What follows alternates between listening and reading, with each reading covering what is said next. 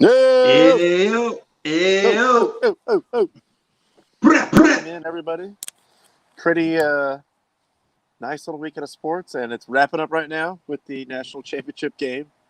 Mm-hmm. DVR it. No spoilers. No, we will definitely spoiler it. Just keep watching that. But Yeah, that's fine. if maybe, throw this on at the same time. Maybe Sure. two screen. Watch it on your phone, iPad, tablet, whatever, and have the game coming on. We'll see what's going to happen. But obviously, the first weekend of baseball. Mm-hmm. You know, not really going on with the NASCAR. We are the NASCAR show of record, but then we did have Speith breaking his duck, as they say. Oh, oh, Finally, man, good for him. Good for him. finally getting the dub. Texas boy makes good. But thank you all for joining us. I hope you had a good and safe weekend, Easter weekend. Whatever you were up to. Just hope that you were able to partake in as many of the sports as possible. But Tyler, how was your weekend? And it was a good weekend. Just lots of baseball. One really good basketball game. Just really enjoyed the weekend. Love baseball being back. Had a nice, Easter dinner with the folks last night, so that was good. All in all, solid weekend. Ronnie, how was yours? Good weekend. We had a little party here for Easter Saturday night, just like friends, family, Mm-hmm.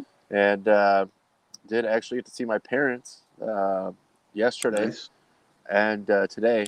So it's been a while because we were waiting for the new baby, my sister's new baby, before anyone was getting out there getting crazy.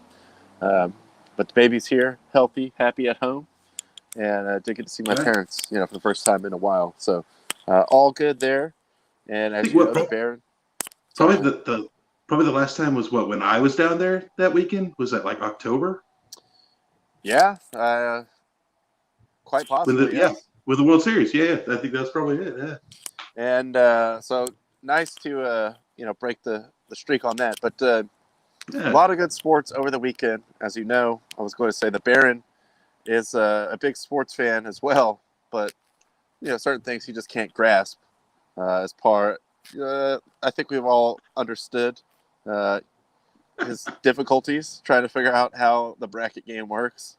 Hey, 45 possible points. it's all right. Look, this weekend was rough on everyone. If you didn't have any of the last two teams, we're going to see those scores coming down. But just let the record show that, again, the Baron had 45 possible. I feel like it was almost 2 weeks ago at this point. Well, look, like I said, picking Navy and Duke in your Final Four, just it's not a good look. Not a good look. He knows what he likes, all right? Hey, look, respect that he's a Navy man through and through. Got to respect that.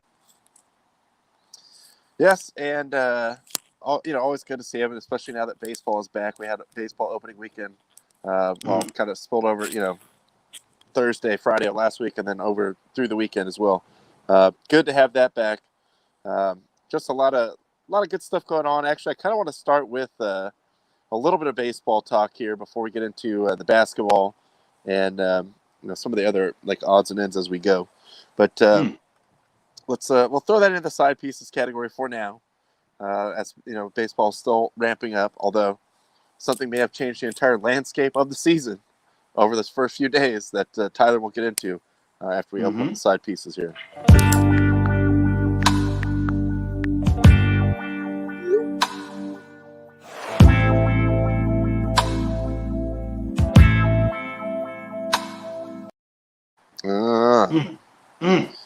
So just really in general, good to see baseball being played. We had the power outage issue at the bank the other day, but with that MLB app, I was like, yes, I will watch this Game Tigers changer. Indians game. I will watch it. I will watch it right now. It doesn't even matter. Oh, poor Tigers also today. Heard some of that on the woo. That was bad. How did the Lions only score 1 point though? That's what I don't understand. I didn't know that was possible. But unfortunately for them, they fall hard today. But baseball is back, and with that comes, well, some of the stupid part of baseball, which is Nick Castellanos getting a 2-game suspension Basically, this was building up over the course of a couple games, but Cardinals just always seem to find their way into these holier than thou, the arbiters of what is right and wrong in baseball. For some reason, they are involved again. They're the only ones that know how to play the right way. That's it. Everybody else is just a lower standard, I suppose. But so opening day, Nick Castellanos hits a home run. I think he kind of like does like a hop out of the batter's box, flips his bat, whatever. Game goes on, nothing else happens. Then on was either Saturday or Sunday, Castellanos is out there again, gets hit in the arm on a 2-strike pitch. You can see he's not too happy about it right away. He looks at the catcher for the Cardinals, Yadier Molina, asks, was that intentional? Molina says no. Castellanos says, okay, cool. That's it. Goes to the bases. A few plays later, he is on third. There's a wild pitch. He makes a run for home.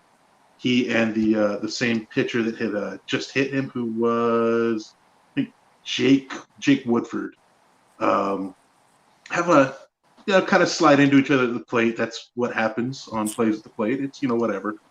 Castellanos gets up and just kind of flexes over Woodford and just and yells at him.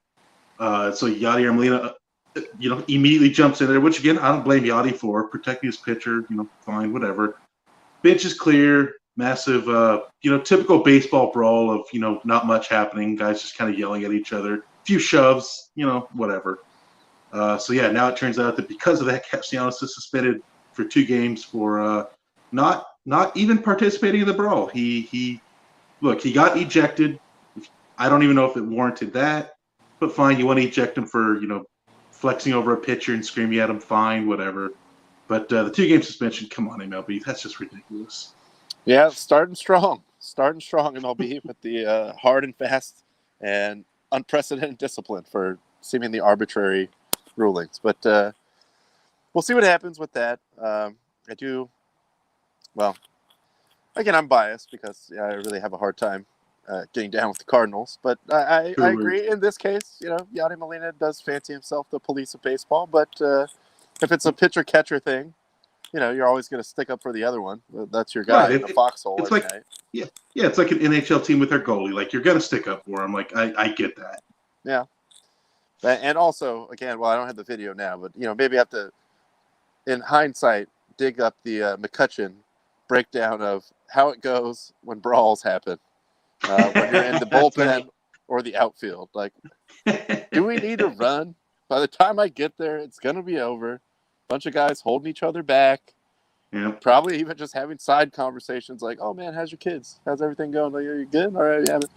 And then people get suspended and fined and whatever. We move on. But baseball's back. Baseball is back. And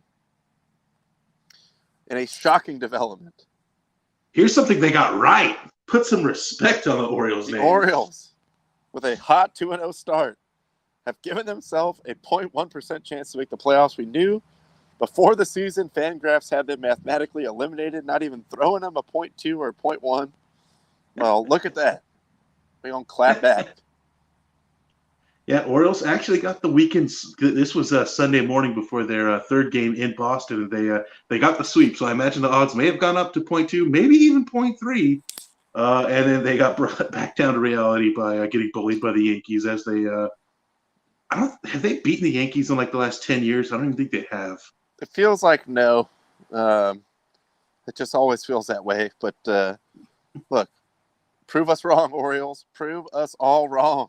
Oh God, I love it. Oh man, if the Orioles made the playoffs, I would love nothing more than that this year. You know what? My fear is when they got 3-0 that they maybe just altitude sickness for being so high up with a chance. That's right. Just like they kind of lost their way. They freaked out. But hopefully they got to beat up on a AAA team in Boston this week. So now they kind of got back to reality of facing a major league team. Put back in check a little bit. I mean, still the rest of the division solid. Yeah. But we'll see. We will be following the Orioles story throughout the season. That's right. So stay tuned, Orioles fans. And Sarah letting it fly on Yadi Molina. This is most of the time I can't deal with his antics, but in this case I don't really have a problem with it. It's one of those Yeah, it's fine. things that always just happens, like Tyler said. You mess with the goalie in hockey, someone's getting punched in the face. Yeah. But the glorious return of baseball was a welcome sight to see. Yes. Going for a whole season this year. We'll see, although the Nationals can field a team and play. The Dodgers are supposed to be raising their banner coming up here, but we'll see what happens with that. It's going to be a long season. There's definitely going to be some COVID-related issues, but I think it's certainly in a better place. Yes, last year, the mini season, that was definitely a one-off, but as far as just everyone sort of on the same page of trying to make this happen and go all the way like a normal season. Yeah, I mean, I'm just glad to have baseball back. I mean, I know I sent you the picture. I think it was that Friday night after our show where I was watching the quad box of MLB TV. Yes. Did quite a bit of that this weekend. Also, I mean, I know Roddy, you said it, and I agree with your sentiment. If you're a streaming platform of any sport and you're not using a bare minimum of a quad box, what are you even doing? You didn't miss it. It was so glorious. I had quite a bit of quad box action all weekend. I am absolutely loving it.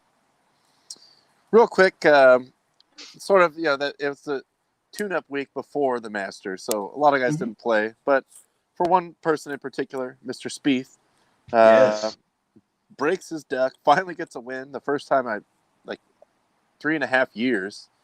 I know 4.5 actually. Oh God, 4.5 years. For a guy that was, and he's still young. He's not like washed up, but just kind of had the fall apart gene come together, and people were rumoring like, oh, once he got married, I don't know, like maybe he's distracted. Well, who knows? But he finally gets the win, so good for him. And now taking us into Masters Week. I don't see, and with good reason, which I'll explain, Koepka up here in the top because he has been like an insane physical rehab. He said he's going to play, but we'll see what kind of anything he's capable of. I believe because I cut this off at the I think the 4 or 35 or 41. He's there 25-1. He's 25-1. Is he? Okay, yeah, there we go. And it's possible. Rahm also just had a baby, so he's still up in the air. I don't know if he's going to play or not. But Dustin Johnson as the favorite. Can't really be surprised about that. Speith moving up to 10-1, which a lot of times recency bias. Yeah, recency bias for sure. He's still a capable golfer, but maybe whatever mental block you want to be coming in playing your best. So good for him. DeChambeau, which I saw video of him on the range today, and it was violent. I think actually Vijay Singh was standing behind him, just like watching him take these swings and just laughing every time, like, oh my God. And DeChambeau does the thing too where he, we've seen the swing. It's violent. It's crazy. It's insane. It's coming out of his shoes. It's like the Vlad Guerrero of golf swings. Yes. Yeah, that's actually that's a pretty damn good description right there. He usually does not end up on the bottom of both feet. No, this is true. Look, glad for Speith because he had He had 3 majors in 5 years on the tour, like his first 5 years, and then just went cold, couldn't win anything, and now he's back. So who knows? I mean, like you said, not everybody was there. It was a pretty slim field as far as top players this weekend, but he was able to put it together, get the win. I mean, to get perfect timing, heading right into one of the majors here. So I'm interested to see what's going to happen here. I mean, it's.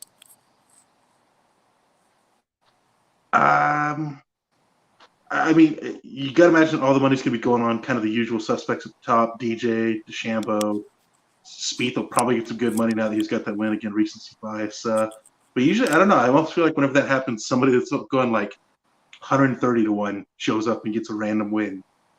Very possible, yeah, because you have guys that maybe play on the European Tour, or maybe even guys that play on the Champions Tour, put the first 2 days together really well, and it's a name Davis but they Love. haven't been. Davis Love out there just sinking it.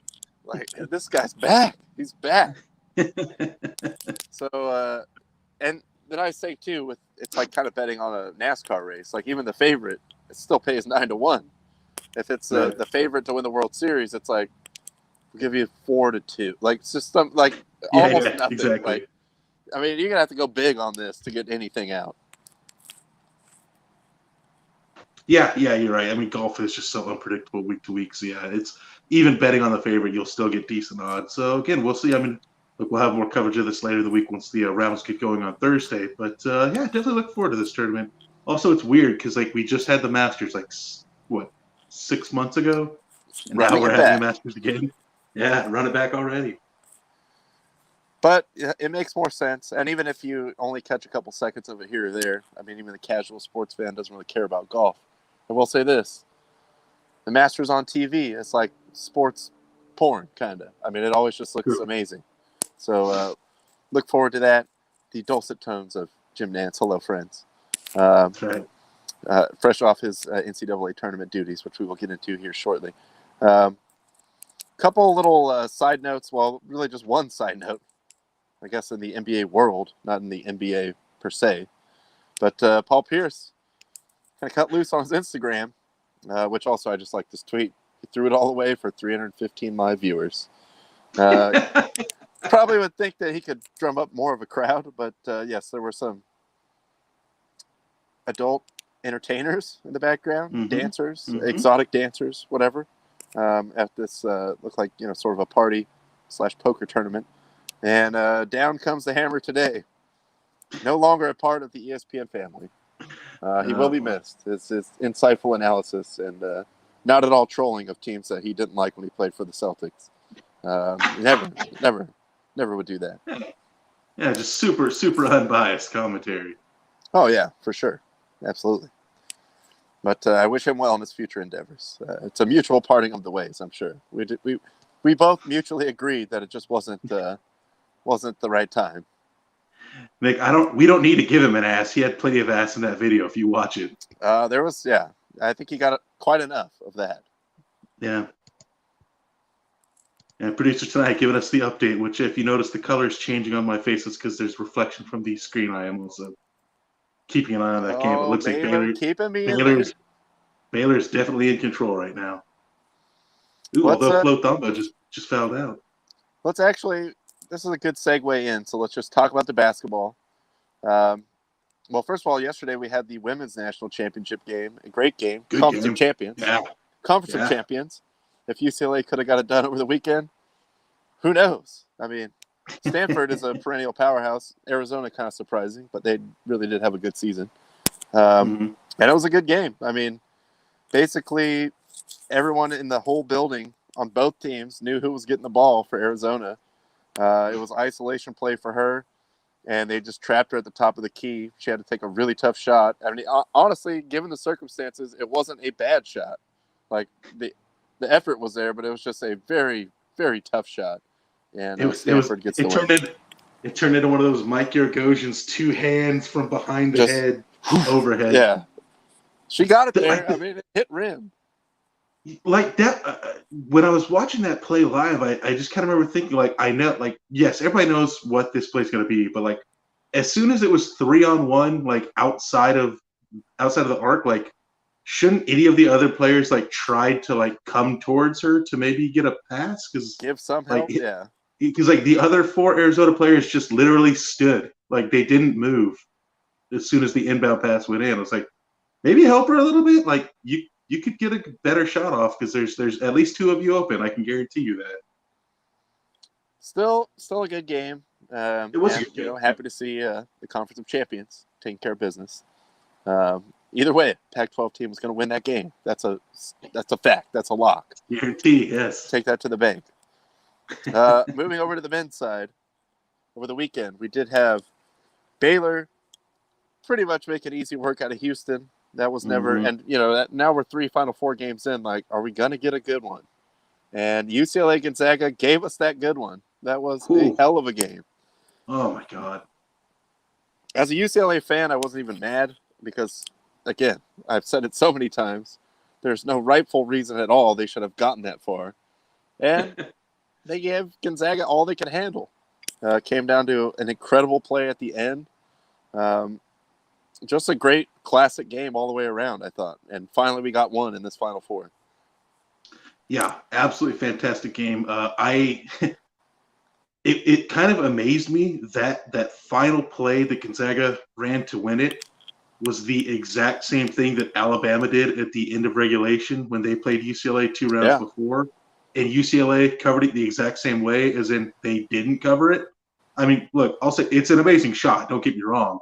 But, like, they did the exact same thing of just like, we're not going to go near this guy because we're worried about fouling him. And they just let him get a wide open long shot. So I didn't feel bad for UCLA in that case because you didn't learn from your mistake. But hell of an effort by them. I figured if they had any shot in that game, it was going to just have to be a dirty, grimy, low-scoring game. I was wrong as hell because there was tons of offense in this game, a lot of excitement. So absolutely amazing game. And I was, even though, like, obviously the outcome is now settled, very upset because, look, I was like, what am I going to bet on? UCLA, it makes no sense they made it this far. I'll take them to cover. It was like 14 points. We know they could score. They just can't play any defense. So it's like, can they keep up? And they had, you know, a decent lead for chunks of that game. Mm-hmm. But for some reason, and I'm, again, still mad, the money line just came off the board. UCLA was like plus 750, and then it just disappeared like 2 hours before the game. So I was not able to lay that bet. I did get them covering, so I won a tasty $18. There you go. Make it rain. But this guy still got Gonzaga on the money line, $270,000 to win 30, which he got. I don't know when there's no timestamp on this, but it seemed like a lot of the books I was seeing, for some reason, the money line just went away an hour or two before the game. So good for him. Bad for me, although, you know, I would have lost the money, but I still wanted to be able to make the bet. This is America, last time I checked. I want to make the bet. Take my money. Yeah, I mean, look, I've made my sentiments clear on betting moneyline favorites on the show before. Although I will say, look, if you're going to bet that much, at least then it's worth it to bet that money line, not just, you know, go out there, bet like $20 on them and win, I don't know, $2 maybe. And he's walking away with a nice Camry after his $270,000 bet. Yes, that is very true. A couple of my two favorite things to come out of this, obviously I was rooting for UCLA, but again, it was already a miracle run. The fact they were in the Final Four was well exceeded my expectations. Kind of the fact they made the tournament was pretty amazing, but pretty much. The last month and a half was a little rough.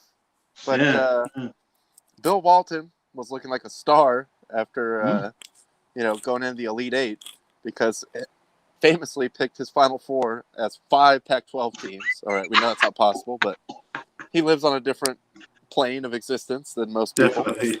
Yeah. And actually was watching the game in studio. I'm not sure where the radio station was. As, you know, UCLA tied the game, and then Gonzaga hit the game-winning shot, the miracle shot. And you've probably seen this, you know, some of you may have not, going around social media today.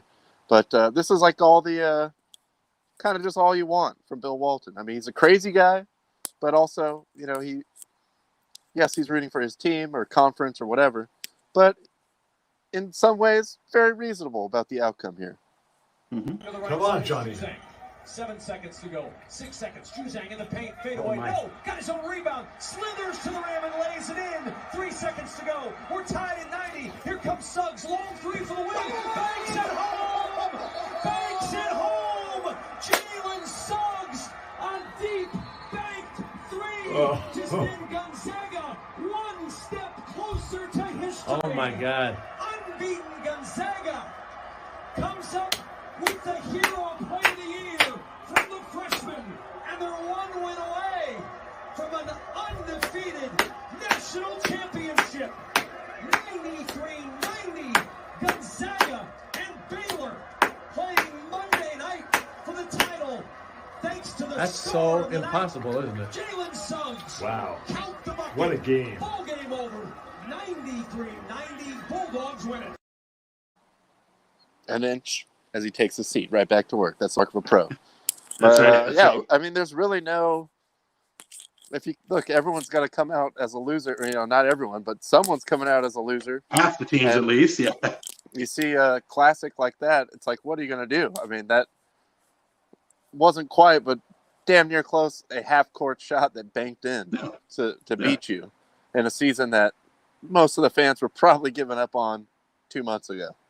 So tip your cap there. The other one that you may not have seen, and this comes courtesy of friend Tony Gwynn Jr., who is now the color commentator for the San Diego Padres on the radio broadcast. Dave Marcus, good friend, is a hardcore UCLA fan, and he was watching during the game, and I think everyone in that booth, Jesse Agler, Tony, and Dave were all watching. Dave probably more than most, even though he was there producing the entire broadcast. But Tony couldn't resist the opportunity to turn his phone on and surreptitiously film Dave in a state of stunned disbelief. I don't know if his face or hand moves in this entire video.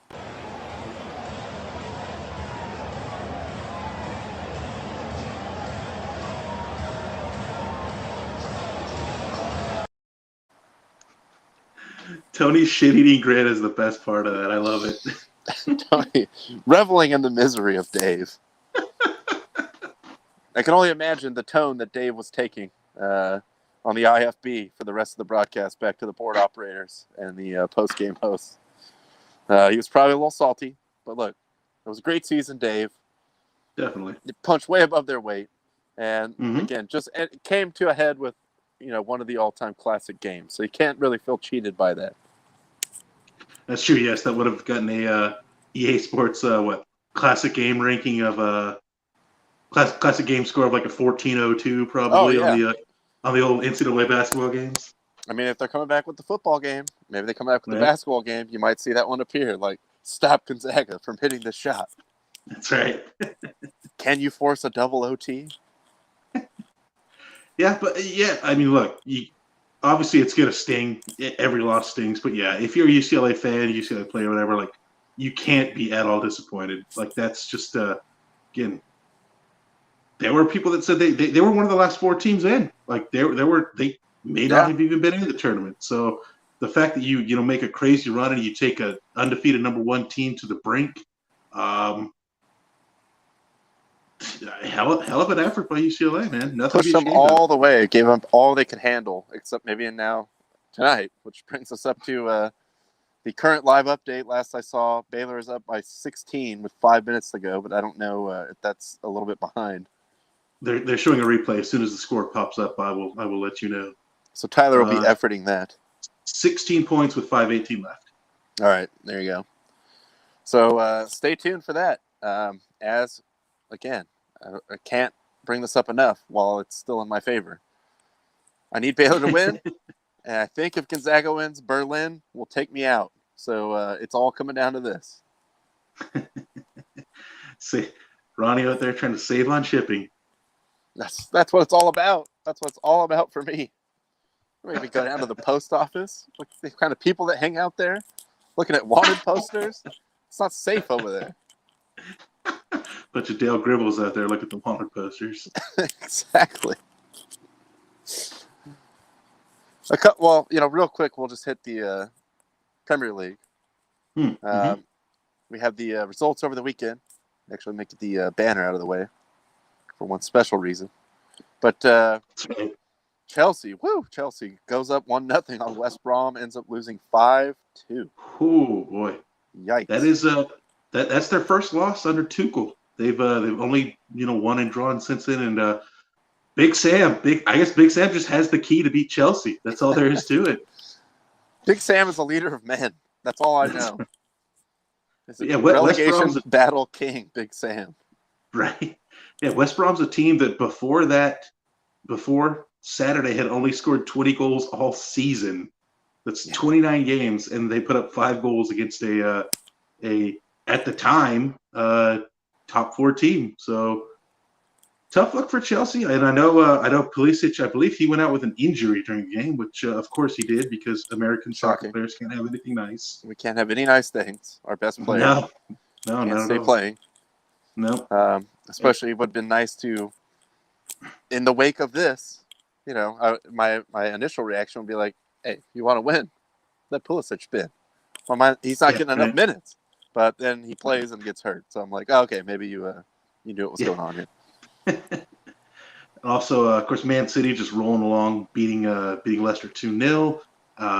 Only got to catch bits and pieces of that game, but I mean, City's just they're a machine right now. They weren't even starting all their normal starters because some guys are, a lot of their players are coming off the international break. So Pep decided to give some guys the day off, and they still beat the number 3 team 2-0 pretty easily. So big win for them. Liverpool stomping Arsenal 3-0 there. Arsenal just in absolute shambles right now. Hate to see it. Oh, mate. Look away, sir. Then Sunday, I didn't get to catch much of the action Sunday. I caught a little bit of the Man U Brighton game. Just kind of, although I actually did see Spurs blow it against Newcastle in the 85th minute, which was amazing. Always love to watch Spurs fail. And then, of course, today, West Ham wasn't pretty the whole game. They probably only had a good 17 minutes out of 90, but getting that win and moving into Champions League position, baby. Look at that. Go. Look at that. Lads, get in there. It's in sight, although maybe it's not because half the team is apparently hurt right now. But, all of the best players are hurt, yes. Just push us over the line. Come on. Look, I will also say, Ronnie, I didn't tell you this beforehand, but I actually I did the math, did the calculations. Due to Fulham's result over the weekend, West Ham mathematically cannot be relegated. Yes. What a turn. What a turn from last season. Yeah, seriously, compared to last season, if you would have told me with 8 games left, West Ham was A, no chance of relegation, and B, a chance at European contention, I would have slapped you and called you a liar. But Here we are. Here we are. My God. How dare you talk so foolishly to me? But yes, here we are. And I am here for it. Do whatever it takes. I don't know. I mean, it would just be great really to finish above, Liverpool and Chelsea. If by somehow that magically could happen. Obviously, Arsenal, not really afraid about them. But a lot of good scalps out there if you're a West Ham fan. People that have generated a lot of misery for you over the years. Let's finish above some of these so-called big teams and poop on their dreams. Obviously, as a fan, yes, I would love to see West Ham in Champions League playing whatever Real Madrid on a Wednesday. That would be amazing. I also kind of am afraid of that though because unless they're going to spin like crazy in the in the summer, this team is super thin and will just be destroyed by having to play all the extra games next year. The novelty of it right now sounds amazing. Just can you imagine? But the reality of it, when it actually happens, will be like, oh, yeah, this is exactly how I imagined it happening. I mean, look, it'll be great if if you could possibly see Mark Noble getting put into a Champions League game. Which, by the way, Mark Noble actually played really well today, in a shocker. It would be great to see him in a Champions League game, but at the same time, it's like, unless the board is going to spend, which the board does not want to do. West Ham, it will be disastrous for the season overall next year. How to play the extra games. Look, we'll cross that bridge when we get there. I want these first world problems. That's true. Good problem to have. And one little last bit of news. And this has been kicked about. I mean, it's already been kind of a really wild offseason in the NFL. But the Jets, my Jets, until they, made the huge mistake of beating the Rams last year, but it's still in my heart. Costly error. Have finally parted ways with one Sam Darnold. It seems like so, and it was not that many years ago when that was their guy. I believe I even saw screenshots of the tweet today. Got our guy, Sam Darnold, and then followed up shortly thereafter by got our coach, and it's Adam Case. Oh, and God. how quickly things have changed. So he's gone. I'm not really. It's kind of a weird situation for the Panthers, though, because if he does play well, then we got to franchise him, I guess. Like, they're taking a shot, but I saw something that said they're already picking up the 5th year on his option, on his okay. contract. All right. So it seems like they are going in his guy, which obviously is bad news for Teddy B. Now he'll be out of a starting job. I was surprised at the haul they got back for that. Yeah. 6th round this year, then a 2nd and a 4th next year. That's pretty good haul. Although, look, I mean, you did just say it best. Like Sam Darnold kind of got the short end of the stick from the time he got drafted. Who knows? Maybe he'll do better in Carolina. I don't know. I mean, they don't receiving wise, they don't have great weapons. They have Chris McCaffrey, but who knows if he's going to start breaking? He already broke down all of last year. Who knows how his body will hold up? I'm kind of happy for him though. Again, get into a better situation than he was in. So let's see what he can do with it. In this case, yeah, I mean, I think it's sort of a change of scenery was needed. Like, we don't know even for sure. Nobody really knows what you have here with Sam Darnold because he's never been on any capable enough team to really show glimpses. But if he was going to have any, like, there was no way. It was just not sustainable with him staying in New York, everything going on there. That always goes on there. But happy for him. He's a free man. He's a free man, yeah. This obviously all just pretty much confirms that the Jets will be taking a quarterback with the number 2 pick. At this point in time, it's just a question of which quarterback will it be off the board after Trevor Lawrence. And one, my favorite meme tweet that I saw today was says Darnold getting on the way out of town, just handing the ball off to Zach Wilson. Your problem now, bro. Wait, what? Oh God! Oh God! So get ready for a life of pain, Zach Wilson. But you know what? All power to both of these young men. I wish them the best. Yeah, you gotta wonder what that reaction is of hey man, you're gonna be the number 2 pick in the NFL draft. All right, cool. And then you look like, oh no. No. Like I almost wonder if it's like that classic the Larry David gif of the not sure if you're happy or not.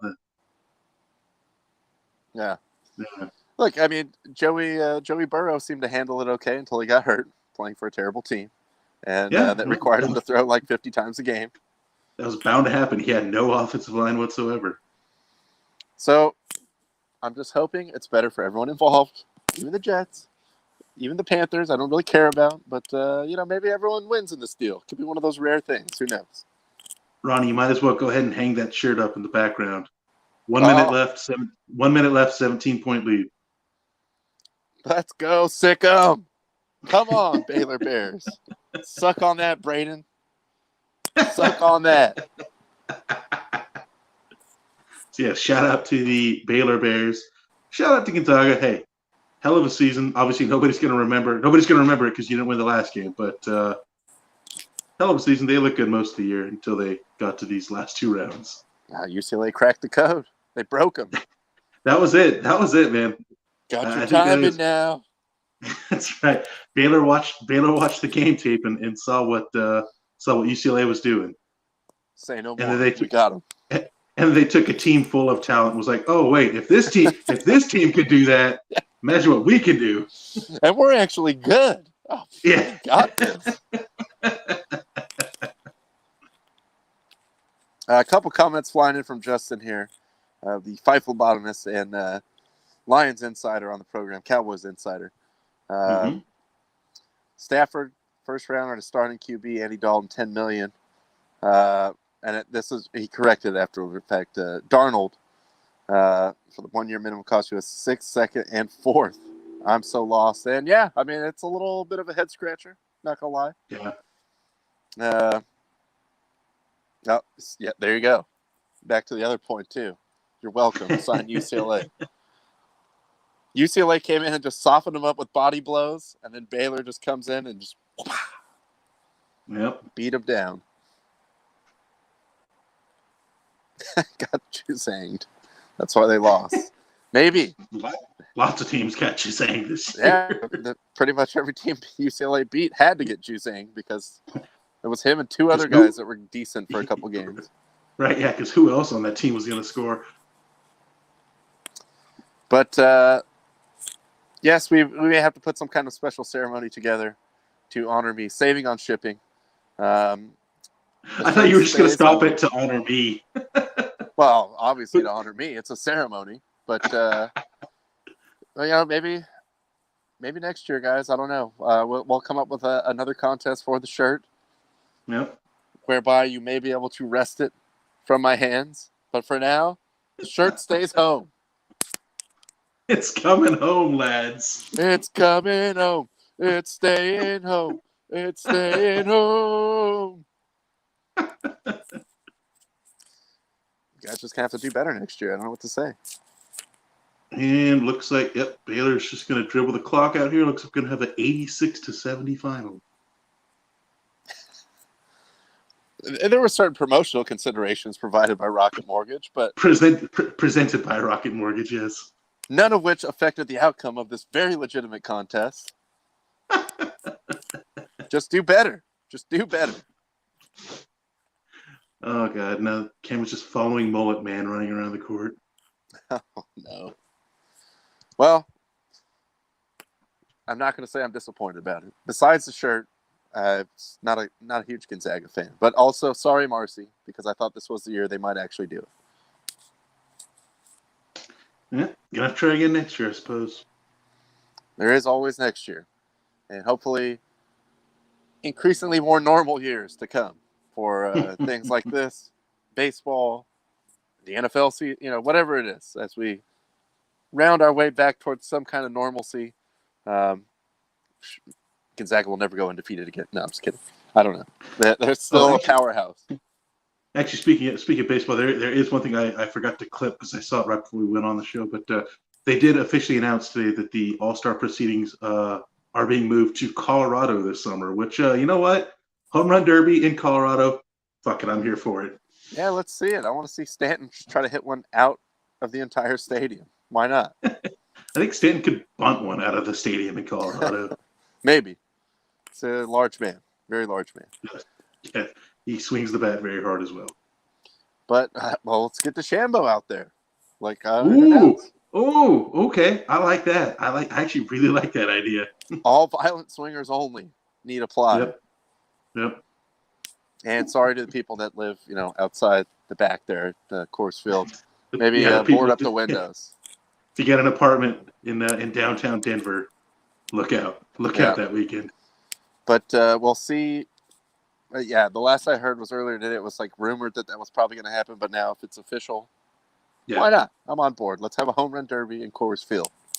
Yes. That's pretty much all I got. I'm going to run inside here and grab some dinner.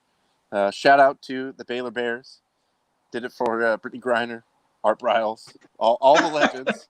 RG3. Did it for RG3. R.I.P. Yeah. He's alive. He's fine. He's okay. Yeah. But he's okay. He's okay. And shout out to me for winning the bracket challenge. Feels great. And for the rest of you guys, it sucks to suck. I don't know. I can't relate. Justin on the line. I just saw that backstage and had to pull it up. Cracking Sacklax. You're number one, buddy. You're number one. Wow. Number one in our hearts. You know what? I know it's been a tough bracket challenge, but that's a class move from Justin coming on and calling me number one. Sportsmanship is not dead. Sorry, as soon as I saw your screen pop up backstage and saw the fingers, I got to bring this on. Yeah, I mean, if my camera would have been hidden, I still would have been throwing up that middle finger hard at my camera. So, number one. It's irrelevant. Vengeance will be mine when the Angels reach the World Series this year. Oh. Now I'm telling you, Baltimore's gonna knock them out. 161-1. Baltimore gonna knock them out. Actually, no, Baltimore won't beat the Yankees. 143-19. Didn't Baltimore. I mean, I think Lincoln Park said that it starts with 0.1. My Starts Right. with 0.1% chance. I don't my know dad, why. my dad, lifelong suffering Red Oh, he's Sox a Red fan, Sox just fan. texted me about an hour ago. And the exact text was, "We lose to those crap ass birds, but we beat the ALCS champs. Like, what's going on? You know." Early season baseball, baby. It's going to be a weird season. Red Sox definitely going to score some runs, but I don't know who they got pitching for that team. It's pretty bad. Anyway, we are going over time, and I don't want to end up with any kind of assing special program presentations on the network that we run over. So That's right. thank you for joining us. We will rejoin you on Wednesday. Sick 'em, Baylor Bears, and that's all I got. Yeah, thank you guys so much for tuning in, Justin. Thank you for popping on with that middle finger. Yeah, Definitely huge appreciate contributions to the show tonight by me. You're welcome. Yep. But yeah, thank you guys so much for tuning in. We will be Classy back in here. defeat. Always. We will be back here on Wednesday, recap whatever news we can find. Thanks so much for tuning in. You guys know the drill. Keep the fire.